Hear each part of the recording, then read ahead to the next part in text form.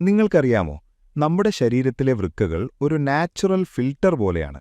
ഓരോ ദിവസവും രക്തം ശുദ്ധമാക്കി ശരീരത്തിന് ആവശ്യമില്ലാത്ത മാലിന്യങ്ങളും അധിക വെള്ളവും പുറത്തേക്ക് മാറ്റുന്നത് ഇവരാണ്.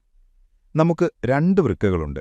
ഇവ ബ്ലഡിനെ ഫിൽട്ടർ ചെയ്യുമ്പോൾ യൂറിയ, ക്രിയാറ്റിനിൻ പോലുള്ള വേസ്റ്റ് മെറ്റീരിയൽസ് വേർതിരിക്കും.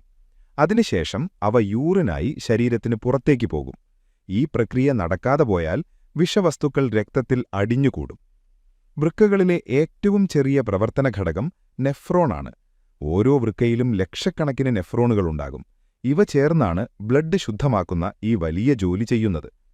വൃക്കകൾ മാലിന്യം നീക്കം ചെയ്യുന്നതിന് പുറമെ ശരീരത്തിലെ salt balance, water balance, blood pressure എന്നിവയും നിയന്ത്രിക്കുന്നു. ചില ഹോർമോണുകളും വൃക്കകളാണ് നിർമ്മിക്കുന്നത്. മതിയായ വെള്ളം കുടിക്കുക, അമിതമായ ഉപ്പൊഴിവാക്കുക, പെയിൻ കില്ലർ മരുന്നുകൾ ആവശ്യമില്ലാതെ ഉപയോഗിക്കാതിരിക്കുക, ഇതെല്ലാം വൃക്കകളെ ആരോഗ്യമായി നിലനിർത്താൻ സഹായിക്കും.